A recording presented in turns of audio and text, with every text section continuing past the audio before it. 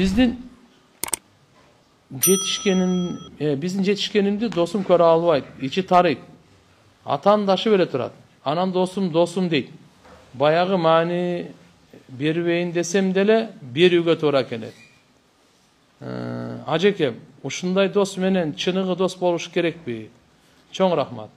Ажеке, сиз бизди Алла Таала үчүн жакшы көрөсүз. Алла разы болсун. Жөнөкөй болуш үчүн кандай амал кылсыз?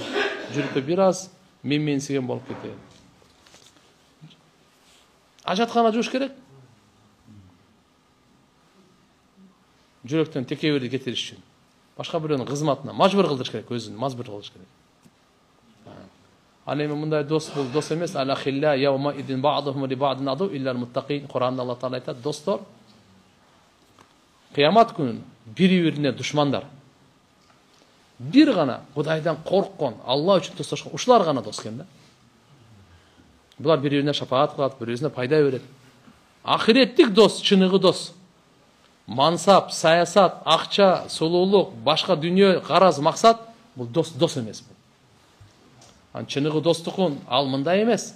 Досум деп ичинен күйүп, сенин ийгилигиңи көрө алган, кыйынчылыгыңа кайгырган, сени дайыма сурап турган, сени Алла Тааланы сага эстетип турган, кемчилдигиңди жашырып турган, мына ушуну дос деп айтат. Эгерде бул сыпаттарга болбосо, ал дос эмес ал. Сразу эле билип алың. Ал дос эмес ал. Тилинин учунда, жүрөгүндө заары. Жүрөгүндө заары билесиңерби? Уусу. Тили таттуу, жүрөгү уудан сактагын деп сураш керек. Тили таттуу, жүзү чырайлуу, жүрөгү уулуу. Ушудан сактаган я Алла. Ушудан сактаган. Устаз суром.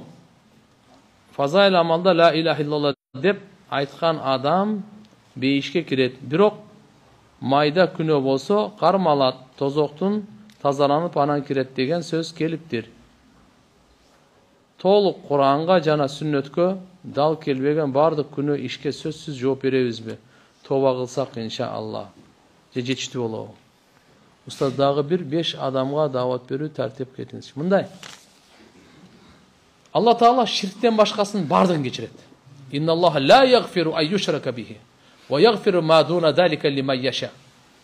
Ширкти Алла Таала кечирбейт, ушу бир күнөө.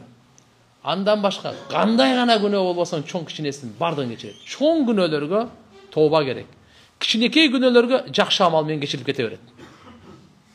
Кичинекей күнөөлөр намаз менен эле бүтүп кетет, даарат менен эле бүтүп кетет.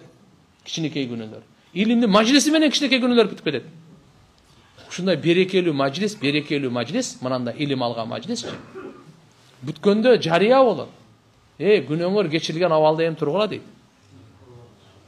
Күнөөңөр кечирип эле калган жок, соопко айланган абалда тургула дейт.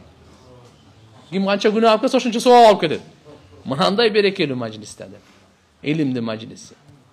Куму магфуран лакум деген. Ошондуктан иншалла чоң күнөөлөргө тооба. Гыйбатка, жалага, жалганга тооба. Бунсуз тообасы кечирилбейт. Бирөөнүн укугу, акысы буга тооба. Тообасы кечирилбейт. Сизден жана жамаат ата-энем бир туугандарым үчүн дуа суранам. Үй бүлөбүзгө бекем иман туура жол, чын ден соолук, пайдалуу илим, жакшы кулк мүнөз сурайын.